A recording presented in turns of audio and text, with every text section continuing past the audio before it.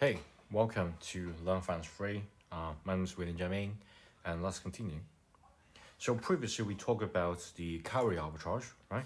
And we tackle carry arbitrage from the process point of view, the step that you can do, and I reverse that. So it's a reverse cash and carry, and yeah. So basically, we tackle the carry arbitrage from different perspective, and not only the initial pricing of this specific contract, but also the specific time you want to value it. We also got a way of doing this, and we use overall position point of view. We do a little bit of a calculation. We do a little bit about the on the like a different scenario analysis, and then we yeah we was that's pretty much it. Okay, but all the calculation that we did is under the assumption that there is no or you no initial cash flow or no interval cash flow. So basically there's no like the underlying asset is not like stocked. There's no dividends. It's not like a bond. There is no like a coupon to be made. But in fact, that is not the case. Okay. So what I'm going to do right now, sorry, it's another piece of paper. What I'm going to do right now is to, just to tackle this problem, but make it much more realistic. Okay. For example, you're holding a specific thing, it will have certain cost. Even though if you are holding bond or like a stock, it seems that it does not have any cost, but in fact, it will have. So for example, the storage cost, you got a specific bond, right? You need to store that bond.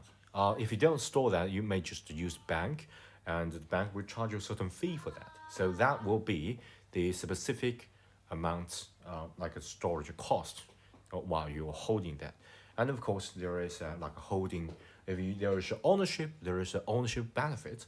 So if you're holding a specific asset, you will get a benefit, and that is what we are going to talk about in this video. So let's do this. So we are going to tackle this problem from a really broad point of view. So there is no specific scenario. We will do this calculation later. I already got this like a calculator here, so we can do this calculation later by hand. And right now, let's just using a generalized format for all of it. So for example, you're going to draw a timeline. The timeline is a really helpful tool, especially when you analyzing derivative. So for example, your time 0, and you're going to enter a long forward contract. So long a specific forward means that you are going to long means buy. Okay, we need to understand all this jargon in order to actually make everything sense. Okay, sometimes it's not too difficult. It's just some of kind of jargon. Once you know it, it's just pretty easy. So long forward at time t means that you're going to buy a specific underlying asset at time t. Okay, long means buy. And so we are going to name this price of f0. Okay, that is the price that you already settle at time 0. So you're going to use f0 for it. Okay, and things is the asset do have a specific cash flow that connected with the asset. So what we're going to do is, you can buy the asset, holding the asset right now. Yeah, you can do that right now, or you can do that in the future. But if you buy this asset right now, say this is scenario 1, this is scenario 2, these two should be the same, but it's not the same, so we're going to consider all different scenario. The scenario 2 would be you buy this asset right now. Okay, so buy this asset right now. So S0. And yeah, let me talk about I think it's sort of convention of me drawing things. Anything that is like outside, like a cash flow flowing out of my pocket, I'm going to use a downward arrow. So basically, like this transaction actually take money from my pocket, so it's like down. My pocket's money just got down. And this is the thing that I will receive. So, for example, if I receive a certain dividend, if I receive a certain, some benefit, I will going to receive money. So it's an up arrow. And after you have already know this convention, so whatever I received, maybe it's coupon, maybe it's like interest or dividend, something like that. As long as I receive, it will go up. If I pay, so for example, I bought some oil, and the storage cost of oil is for example, I need some container in order to store it, and that is the cost of actually holding all these oil assets. So that will be the cost. So that will go down. Okay. Once you know that the timeline, we got two different scenarios. Okay, one scenario is that I'm going to buy that specific in the future, okay? But I'm going to enter that specific contract at time zero. So I'm going to pay like outside, okay, going down. That's because I'm going to pay F0 in the future. And that specific price is set at time zero. And this is analogous to, like, you do that, it's the same to you do this, okay? Think about this. You are holding that specific S0, and you bought that at the beginning of time zero, and you just hold it to time t. Okay? So if you hold that to time t and you buy that at F0, it should be the same. Is it? Should be the same? It's not the same. So we have to adjust that. Think about this. If you are holding an asset while you're holding this asset from time zero to time t, it will give you a lot of coupons or dividends, and you have to pay a specific cost. So let's think about this. I'm going to use CC as a cost, CB as benefit. Okay, C means carry. So we got carry cost as well as a carry benefit. And think about this. You got all sort of the carry cost, and since it's a cost, it's the outflow. So I'm going to say C, maybe C1, okay, and C2, and C3, something like that. Or maybe just a 1, or maybe there's 0.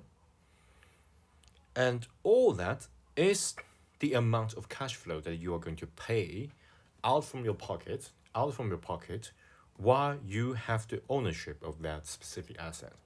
So owning asset is not just 100% a good thing. It might require you to pay taxes or something, and storage or environmental hazard, something like that. You hold some like a poisonous gas or something like that. You might need to pay a specific penalty, or you have to process that in order to safely store it for the good for the environment or whatever. Maybe some state will have some law about this.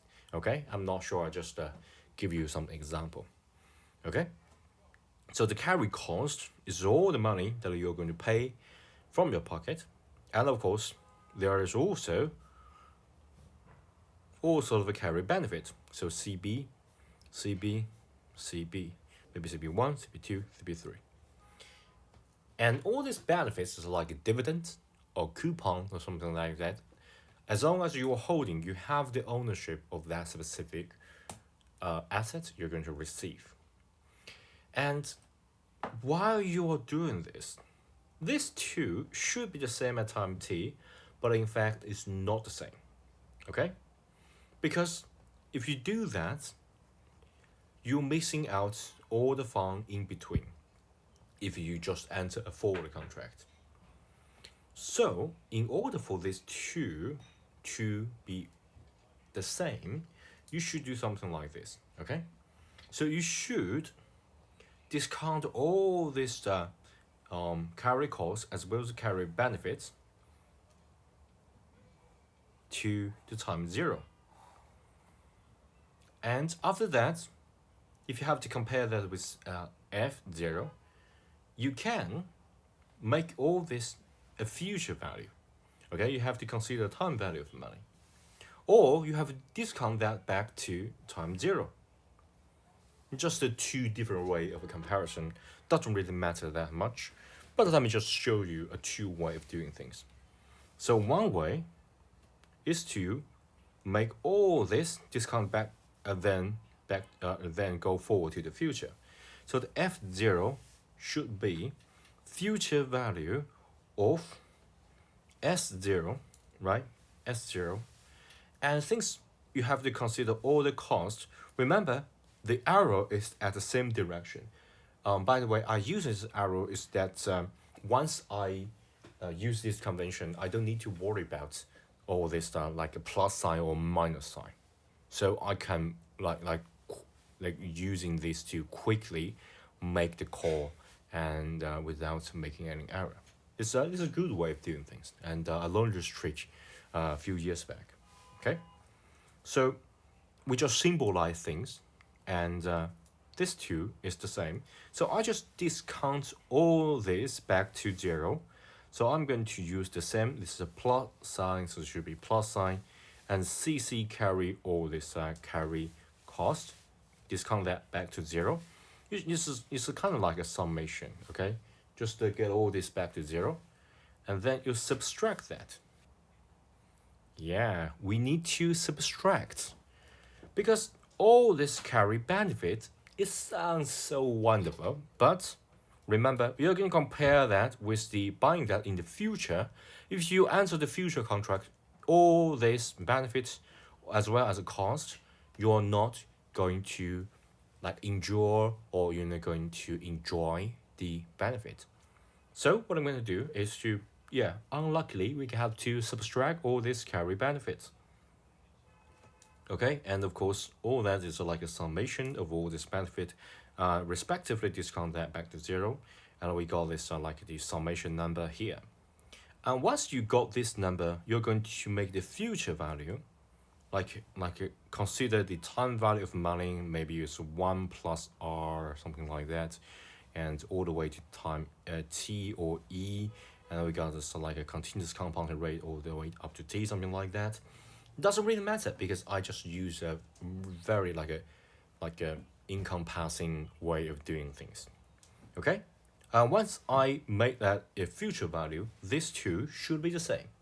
So this is like a I don't know, this is like a very much similar with the way when we calculate. I think I still got this somewhere. Okay, I can't find it in a very short time. Sorry about that. So it's very, very similar with the method that we use when we are doing the calculation of like carry arbitrage, something like that. Okay, so you just need to consider all this cash flow, and all this cash flow can be consider the carry cost or carry benefit. You need to plus the carry cost and subtract the carry benefit. And of course, you can think of this way. The carry cost is the thing that you avoid while you enter these forward contracts. Because, for example, some storage cost, you won't be able to pay the storage cost because you already enter a forward contract that save you the hassle of owning that and store that and pay the cost in between. So if you are going to make this trade, if you want to make this trade fair, you should consider that. The counterparty will say, hey, if you are going to enter this contract, I save you all this amount of money. So I will show this amount of premium to the the price not only consider the time value of money, but also consider this as well as time value of money, right? And of course, in order to be fair, I say, hey, and I know I will deliver this stock to you in the future, but while this time I'm holding this stock, so I will receive all sort of a dividends, and maybe I don't know what kind of a benefit I will get. All kind of benefits will not go to you, but go to me. Okay, so I'm going to subtract all that from the contract, so that's fair. Okay, and then we can safely add this equal sign because it is fair trading, at least at the beginning of the trade. Of course, market will change, and one party will gain, the other party will lose. It's natural, but that's how finance works. Okay, you got counterparty, and sometimes people win, sometimes the people lose. Okay, that's a general idea of the pricing or initialization, while these underlying assets have a specific cash flows. Okay, and in the next video we're going to go deeper and to do some calculation actually, and maybe some pricing and valuation as well. So see you in the next video. Don't forget, if you think my video is helpful, do please give me a thumb up, and please subscribe to my channel for more. Thanks, bye.